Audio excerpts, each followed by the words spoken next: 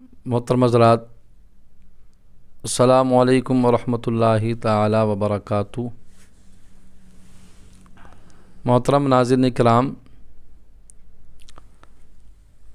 میں آج اس موضوع کے ساتھ آپ کی خدمت حاضر ہوا ہوں کہ یہ مہینہ ماہ رجب المرجب کا چل رہا ہے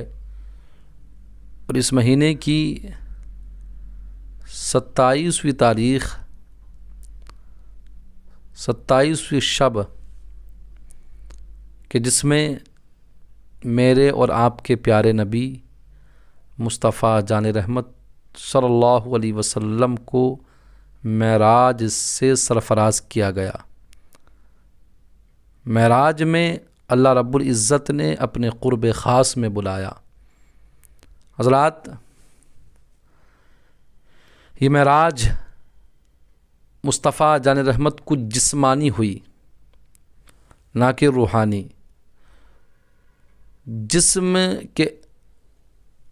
کے ساتھ اللہ رب العزت نے مصطفیٰ جان رحمت کو اپنی بارگاہ میں بلایا۔ اس کا ثبوت قرآن مجید کے اندر 15ویں پارے کے اندر ہے۔ اللہ رب العزت ارشاد فرماتا ہے، سبحان الذی اسری بعبدہ لیلا من المسجد الحرام الی المسجد الاقصی، کہ پاک ہے وہ ذات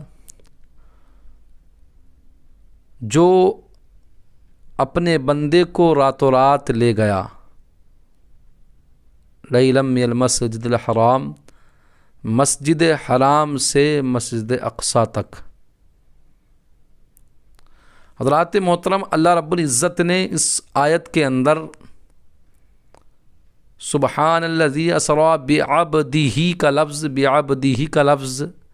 بیان فرما کے یہ اشارہ دے دیا کہ عبد بولا جاتا ہے کسی ایسے مجسمے کو جو کہ روح اور جسم سے مل کر بنتا ہے۔ بعبدہ، اپنے بندے کو لے گیا اللہ رب العزت۔ تو جب بندہ بولا جائے گا تو جب بندے پر اطلاق ہوگا روح اور جسم کا،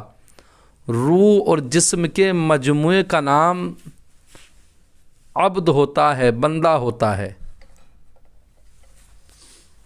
تو اللہ رب العزت نے اس آیت کے ذریعے سے ہمیں بیان فرمایا کہ میں نے اپنے نبی کو اپنی بارگاہ میں جسم و جسمانیت کے ساتھ بلایا ہے۔ جو آنے والی رات ہے 27ویں شب، وہ رات ایسی ہے کہ اللہ رب العزت نے اپنے حبیب پاک صلی اللہ علیہ وسلم کو اپنی قدرت کے مشاہدات دکھائے، اپنے قریب بلایا اور نماز جیسا تحفہ عنایت کیا، عطا کیا اپنے نبی کو۔ معراج کی رات مصطفیٰ جان رحمت کو نماز کا تحفہ عطا کیا گیا۔ حضرات محترم، یہ نور یہ چلا مکے کی سرزمین سے اور یہ مسجد اقصی پہنچا اور سدرۃ المنتہا حضرت جبرائیل امین لے کر گئے اور سدرۃ المنتہا سے آگے جبرائیل ٹھہر گئے اور مصطفیٰ جان رحمت صلی اللہ علیہ وسلم آگے بڑھ گئے، جس کا ذکر قرآن مجید کے 27ویں پارے کے اندر والنجم اذا ہوا ما ضل صاحبکم وما غوا وما ینطق عن الہوی ان هو الا وحی یوحی، اس صورت کے اندر ذکر کیا گیا کہ قاب قوسین کی منزلوں کو طے کرتے ہوئے مصطفیٰ جان رحمت سدرۃ المنتہا سے آگے گئے، لامکاں پر گئے۔ وہاں نہ یہ تھا نہ وہ تھا، کچھ نہ تھا، وہاں آپ تشریف لے کر گئے۔ حضرات محترم، بتانے کا مقصد یہ ہے کہ 27ویں شب ماہ رجب المرجب کی وہ ایسی رات ہے کہ جس میں اللہ رب العزت نے اپنے حبیب پاک صلی اللہ علیہ وسلم پر یہ عنایت کی کہ اپنے قریب بلایا، گفتگو کی اور اپنا دیدار کرایا۔ تو اللہ رب العزت نے مصطفیٰ جان رحمت کو اپنا دیدار کرایا اور آقا نے اپنے ماتھے کی آنکھوں سے دیکھا، اللہ رب العزت کو دیکھا، دیدار کیا ہے۔ حضرات محترم، میرے نبی کا وہ نور ہے، ایسی نورانیت ہے کہ حضرت جبرائیل امین کو اللہ رب العزت نے حکم دیا کہ جبرائیل جاؤ، زمین پر جاؤ، اور جانے کے بعد زمین پر میرے محبوب کو دولہا بنا کر میری بارگاہ میں لے کر آؤ۔ اسی رات شب معراج میں اللہ رب العزت نے جبرائیل امین کو حکم دیا کہ جبرائیل جا اور زمین پہ جا کر میرے محبوب کو دولہا بنا کر میری بارگاہ میں لے کر آ۔ اب جبرائیل امین کو جیسے ہی حکم ہوتا ہے، حضرت جبرائیل علیہ السلام حکم دیتے ہیں اپنے فرشتوں، اپنے جو قریب ان کے فرشتے رہتے تھے، اور اللہ رب العزت نے حکم دیا جبرائیل تم اکیلے نہ جانا، بلکہ تم اپنے ساتھ 70,000 فرشتوں کی فوج کو لے کر جانا، اور ان کے ماتحت جو اور فرشتے رہتے ہیں ان کو بھی لے کر جانا۔ جبرائیل امین نے حکم دیا اے فرشتوں، جاؤ جنت جاؤ اور قندیلیں جلواؤ، روشنی کا انتظام کرو، قندیلیں جلواؤ۔ اللہ رب العزت نے ارشاد فرمایا جبرائیل تم زمین پر جا رہے ہو میرے محبوب کو دولہا بنا کر میری بارگاہ میں لانے کے لیے، تو قندیلیں جلوانے کی کیا ضرورت ہے، روشنی کا انتظام کرنے کی کیا ضرورت ہے؟ تو جبرائیل امین عرض کرتے ہیں مولا، زمین کے جس خطے سے تیرے حبیب کی بارات کو لے کر آنا ہے،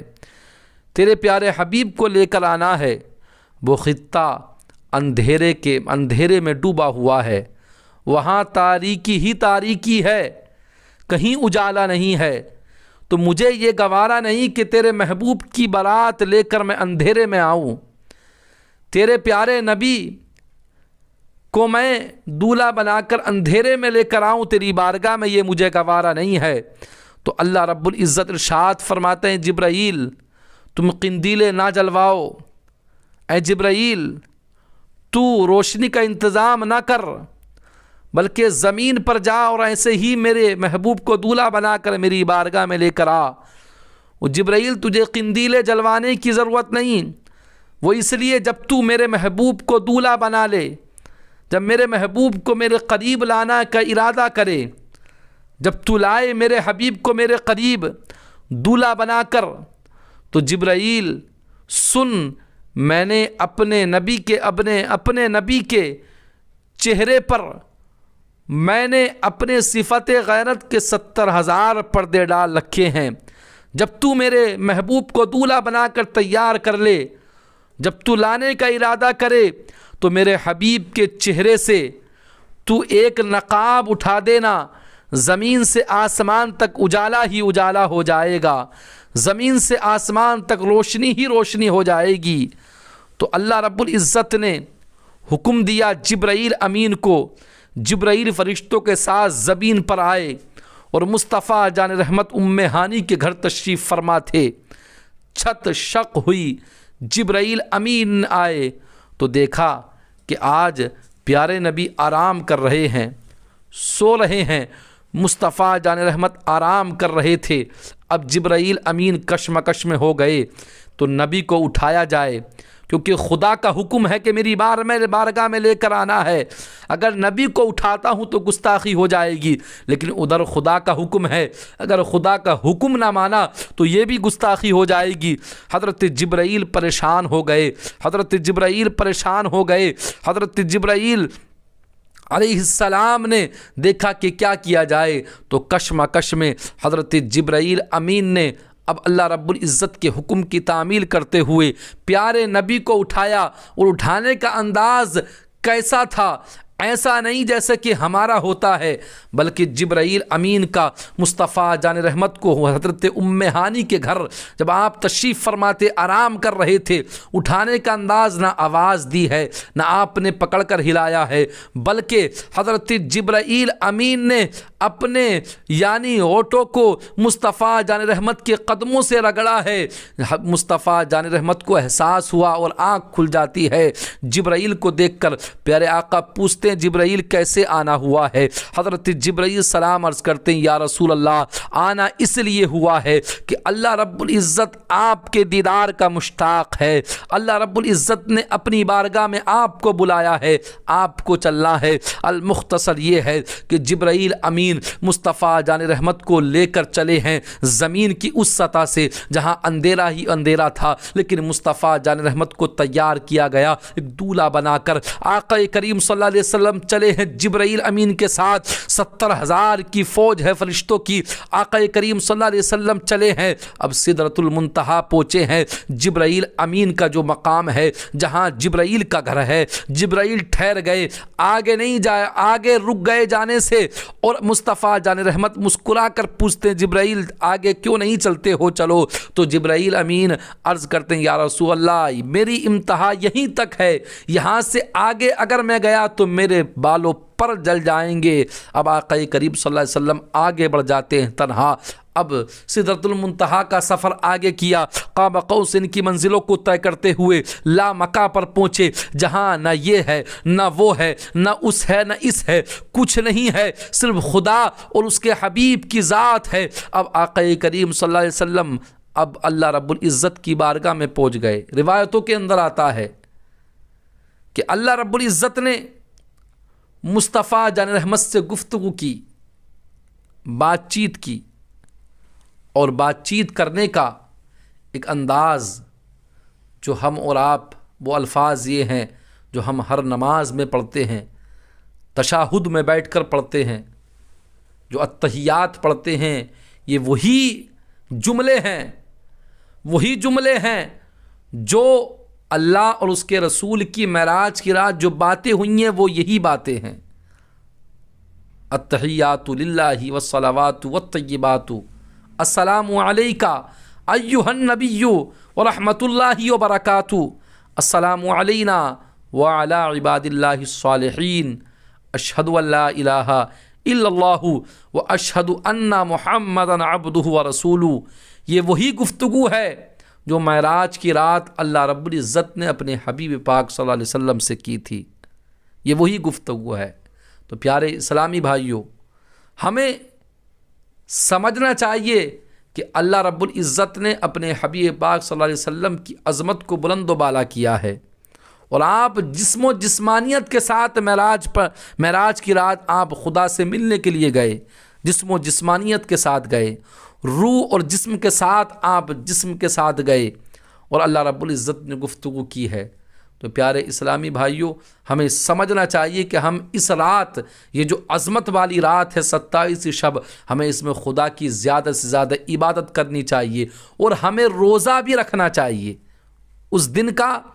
روزہ رکھنا کتابوں کے اندر آتا ہے کہ اس دن روزہ رکھنا، ایک روزہ رکھنے کا ثواب ہے تو نفل، لیکن اس دن کا روزہ رکھنے کا ثواب 1000 روزوں کے ثواب کے برابر ہے۔ ایک روزہ رکھیں گے ثواب ملے گا 1000 روزوں کا۔ تو ہمیں چاہیے کہ ہم اس دن خدا کی زیادہ سے زیادہ عبادت کریں اور اس دن کا روزہ بھی رکھیں، تاکہ ہم وہ ثواب پا جائیں جو ثواب اس دن روزہ رکھنے میں رکھا گیا ہے۔